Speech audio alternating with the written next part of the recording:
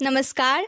जाने माने heart specialist doctor Jaswal ने हार्ट अटैक और इम्पेला डिवाइस के संबंध में क्या कहा, जानने के लिए इस वीडियो को ज़रूर देखें।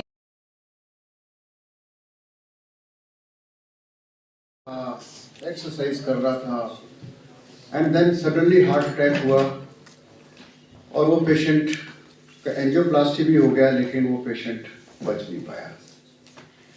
बिल्कुल यंग एज में पीपल लाइक सिद्धार्थ, क्या था नाम उसका, शुक्ला, सिद्धार्थ शुक्ला, कितने इन्यूमरेबल एग्जाम्पल्स हैं। Even Mr. Saurav Ganguly had attack while doing treadmill.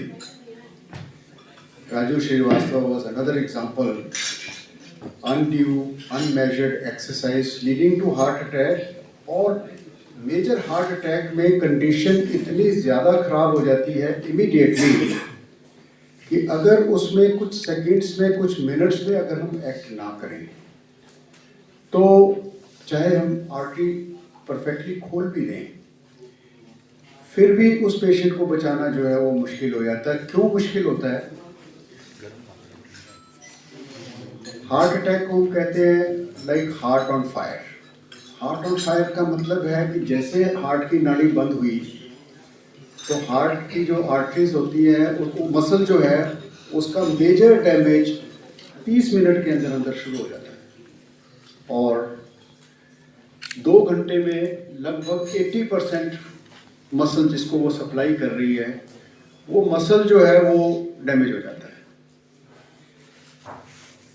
अगर वो हार्ट की मेन नाड़ी है जिसमें अटैक हुआ है और सारे हार्ट का 80% अगर हार्ट का मसल डैमेज हो जाता है इससे पहले कि हम नाड़ी खोलें, तो उसका क्या इम्पैक्ट होगा कि हार्ट एक पंप है जो कि सारी बॉडी में सर्कुलेशन मेंटेन करता है, वो मेंटेन नहीं कर पाता। सर्कुलेशन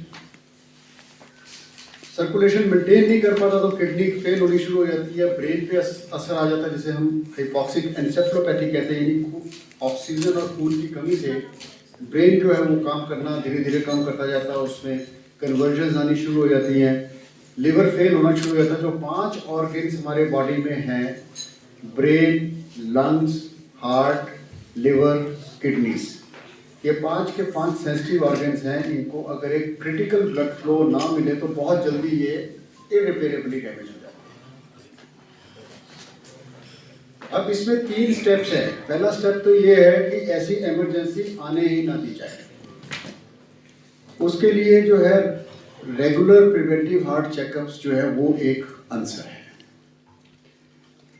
दूसरा कि पेशेंट्स को हम सब मिलके, मीडिया से मेरे बात करने का पर्पस ही है कि हम एजुकेट करें, जोर से जोर जलाएं कि हार्ट में 86% लोगों को कोई मेजर सिम्टम्स नहीं होते हार्ट अटैक से पहले।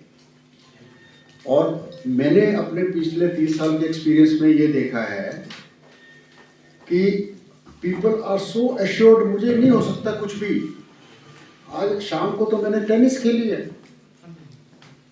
They should respect cardiac symptoms। किसी को भी ये symptoms आए, जैसे हार्ट में भारीपन होना, एसिडिटी के symptoms होने जो कि इंट्रैक्टेबल symptoms हैं, या प्रेशर फीलिंग होनी छाती में, गले में घुटन होनी, या कईयों को दांत का दर्द। 80% मोर्टेलिटीज हार्ट अटैक के बाद सर्वाइकल और गैस समझ के होती है। कभी भी पूछ लेना किसी पेशेंट को, इसको गैस की प्रॉब्लम हुई थी, एंटासिड लिया, जेलोसिन ली, ये लिया, वो लिया, और जितनी देर टोटके करते हैं उस जब तक हमारे पास पहुंचते हैं उस समय तक most of the damage is already done. और ये एक आम आदमी की बात नहीं है, इवन डॉक्टर्स में ये गलती होती है कि पहचान ही नहीं पाते कि हार्ट अटैक है।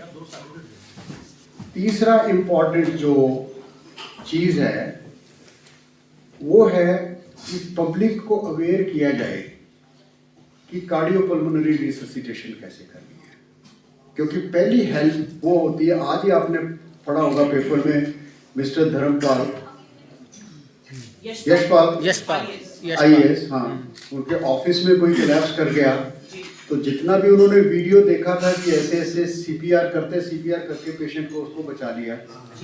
पहला भगवान वो है जो कि पेशेंट का सीपीआर करे। क्यों? क्योंकि 25% हार्ट अटैक में पेन नहीं होती, कुछ नहीं होता। Index presentation is sudden cardiac arrest.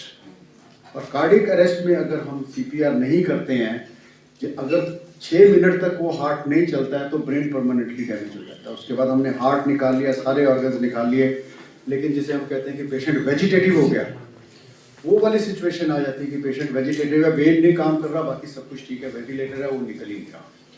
और सालों साल ऐसे लोग जो हैं वो वेजिटेटिव स्टेट में रहते हैं क्योंकि फैमिली उनको लूज भी नहीं करना चाहते। बीपी ठीक है, पल्स ठीक है, लंग्स ठीक है, किडनी ठीक है, जी पेशेंट हमारा जा कैसे सकता है।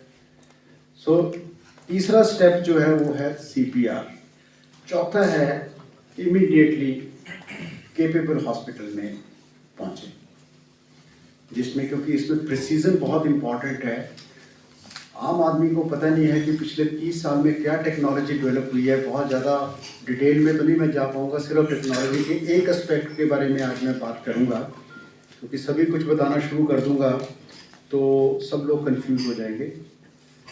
जो एंजियोप्लास्टी जो पहली हुई थी इंडिया में 1994 में स्टार्ट हुई थी असली स्टेंटिंग, जब है अगस्त 1994 में जब बेनी स्टेंट और स्ट्रेस ट्रायल आए हैं, उस समय हम लोग, मैं पीजे की टीम का पार्ट था और पहली वर्कशॉप नॉर्थ इंडिया में हम लोगों ने की थी स्टेंटिंग पे। इतने सालों में सी चेंज आ गया है। सी चेंज इन द सेंस कि जो हम पहले समझते थे कि सक्सेसफुल एंजियोप्लास्टी का मतलब है कि जहाँ पे नाड़ी बंद है वहाँ पे जाके आपने स्टेंट लगा दिया और काम हो गया, वो आज उसका मतलब ही खत्म हो चुका है। आज के टाइम में जो है प्रिसीजन एंजियोप्लास्टी का, यानी एक टाइम था जबकि ये पूरे बोर्ड में कहीं भी आपका तीर लग गया तो सक्सेसफुल एंजियोप्लास्टी है, लेकिन आज के टाइम में अगर हर तीर जो आप मारते हो बिल्कुल प्रिसाइज उस जगह पे लगना चाहिए जो सेंटर ऑफ बोर्ड है, जैसे इसमें है, तब वो जो है सक्सेसफुल एंजियोप्लास्टी होगी और लॉन्ग टर्म चलेगी, उसकी एक्यूट कॉम्प्लिकेशंस नहीं होगी। जैसे हम आम सुनते हैं कि स्टेंट डला था, सुबह फिर क्लॉट बना और पेशेंट गया। उसके बाद भी कुछ ऐसी चीजें जो कि ऑपरेटर के एक्सट्रीम एक्सपीरियंस के बाद भी ह्यूमन आइज मिस करती हैं, जिन्हें कि हम आज की डेट में इंट्रावास्कुलर इमेजिंग कहते हैं। बड़ी फर्स्ट क्लास इंट्रावास्कुलर इमेजेस हमारे पास आ जाते हैं। हार्ट की नाड़ी के अंदर कैमरा डाल के हम हार्ट की नाड़ी के एक एक स्ट्रट को देख लेते कि कहीं कोई कमी तो नहीं रह गई। और बिलीव में 60% केसेस में मैंने नॉर्थ इंडिया में मैक्सिमम एंजियोप्लास्टीज करी हैं, लगभग 27,000 एंजियोप्लास्टीज की है। और मुझे भी जो एंजियोग्राफी में दिखता है कि बिल्कुल ठीक लगा हुआ स्टेंट है, वो भी ह्यूमन आई जहाँ फेल होती है वहाँ पे वो माइक्रोस्कोपिक कैमरा जो हम हार्ट के अंदर से देखते हैं वो हमें एहसास कराता है कि कितनी गलतियाँ रह गई थी। कैल्शियम दूसरा एस्पेक्ट है जो कि ट्रीट किए बिना अगर हम स्टेंट लगाते हैं तो उसमें एक्यूट या क्रॉनिक प्रॉब्लम आनी है, और उसको अनलेस कि हम एडवांस टेक्नोलॉजी से कैल्शियम को क्रैक करें स्टेंट लगाने से पहले, जितना मर्जी एक्सपीरियंस्ड ऑपरेटर हो वो ज़्यादा देर ना चलेगा या टेबल पे वो कॉम्प्लिकेशन करेगा। जब उसमें हाई प्रेशर पे बैलून फैलाओगे आप कैल्शियम पत्थर को तोड़ने के लिए, नाड़ी फटी और 10 सेकंड में पेशेंट गया टेबल पे। सिमिलरली इसके लिए जो है रोटाब्लेशन टेक्निक है, जिसमें कि हमने फोर्टिस मोहाली में रीजनल रोटाब्लेशन सेंटर ऑफ एक्सीलेंस जो है उसको डेवलप किया है, और बॉस्टन साइंटिफिक जो कि अकेली कंपनी है वर्ल्ड में जो कि इस टेक्नोलॉजी को बनाती है, उन्होंने हमें सर्टिफाई किया है कि पूरे नॉर्थ के लिए सेंटर ऑफ एक्सेलेंस है फॉर 2 पर्पसेस। की कैल्शियम वाली आर्टरीज 25% लोगों में इसकी ज़रूरत पड़ती है कि कैल्शियम वाली आर्टरी का एक्सेलेंट पेशेंट केयर और ट्रेनिंग के लिए जो कार्डियोलॉजिस्ट सीखना चाहते हैं उनके लिए हम हर 6 महीने में 5 दिन का ये कोर्स कराते हैं। बिकॉज हम भी देखते हैं कि कितनी बुरी तरह से लोग कैल्शियम वाले जो हैं वो बाहर मिसमैनेज होते हैं। फॉर्चुनेटली जिसके बारे में जो हमने डॉक्टर्स में अवेयरनेस की है उससे जितने भी नॉर्थ के इंटरवेंशनल कार्डियोलॉजिस्ट है एटलीस्ट वो कैल्शियम वाले जो है ऐसे गंदे केसेस हमारे पास भेजते हैं और हम उनको निकाल लेते हैं। चौथा चीज़ जो है वो है कि जैसे मैंने बोला कि 80% हार्ट पहले 2 घंटे में डैमेज हो जाता है और इतना टाइम आमतौर पे लग जाता है पेशेंट का हार्ट अटैक स्टार्ट होने से हॉस्पिटल पहुंच के नाड़ी खुलने में। अब 2 घंटे बाद अगर आपने नाड़ी खोली तो बीपी इमीडिएटली तो नहीं आ जाएगा। 2 किस्म का हार्ट मसल होता है वहां पे जिसको इतनी देर ब्लड सप्लाई नहीं मिली। कुछ तो वो हिस्सा है जो कि डैमेज हो गया, जो आएगा नहीं कभी वापस। लेकिन 70-80% ऐसा मसल होता है जिसे हम स्टन्ड मायोकार्डियम कहते हैं। स्टन्ड मीन्स कि वो मसल बेहोश है, काम बिल्कुल नहीं कर रहा, लेकिन उसको अगर हमने न्यूट्रिशन और ऑक्सीजन दोबारा स्टार्ट करी तो 3 दिन में, 4 दिन में, 5 दिन में वो धीरे धीरे काम करना शुरू कर देगा। और ये बहुत बड़ी समस्या थी, सिर्फ इंडिया में नहीं, ऑल ओवर वर्ल्ड, कि मोस्ट ऑफ द पेशेंट्स जो थे वो ड्रॉप्ड ब्लड प्रेशर में, जिसे हम कार्डियोजेनिक शॉक कहते थे, कार्डियोजेनिक शॉक में हमारे पास पहुंचते थे। और कार्डियोजेनिक शॉक में जब आप परफेक्ट एंजियोप्लास्टी भी कर दोगे, प्रिसीजन एंजियोप्लास्टी, तीर भी आपका ठीक लग गया, उसके बाद में भी जो उतनी देर 3 दिन तक उसका ब्लड प्रेशर नहीं पेशेंट का आएगा, वाइटल ऑर्गन्स की सर्कुलेशन जो है वो नहीं मेंटेन होगी, धीरे धीरे पेशेंट डिप करता जाएगा। ना किडनी मदद कर रही है, ना लिवर कर रही है। 5 पहियों में से एक आपने चला दिया, बाकी चल नहीं रहे, तो उसका फायदा क्या? और हार्ट भी अभी इमीडिएटली एकदम नहीं रिकवर करेगा। उस चीज़ को कवर करने के लिए जो है अब लेटेस्ट टेक्नोलॉजी जो है इम्पेला डिवाइस है। इम्पेला डिवाइस क्या होती है? जो हम हार्ट के अंदर उस डिवाइस में दिखाऊंगा कैसे उसको इस्तेमाल करते हैं। हार्ट चल रहा नहीं चल रहा उसको उससे कोई मतलब नहीं। वो एक पंप है जो कि हार्ट के लेफ्ट साइड से उसने ब्लड उठाना, सारे बॉडी को सर्कुलेट करता है। अपना प्रेशर चाहे 20 है, ब्रेन, किडनी, लिवर सबको बराबर ब्लड मिल रहा है, उनकी रिकवरी चालू हो गई धीरे धीरे। जैसे 4-5वें दिन हार्ट का मसल में जान वापस आई, जो बेहोश पार्ट था मसल का उसमें होश आई, उसने पंप करना शुरू किया।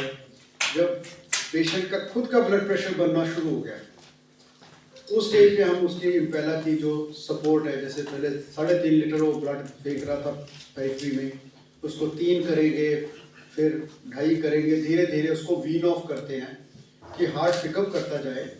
और उसकी सपोर्ट जब नियरली 0 हो जाती है, उस समय हम उसको आर्टिफिशियल हार्ट कहते हैं उसको, या ventricular assist device, LVAD, left ventricular assist device.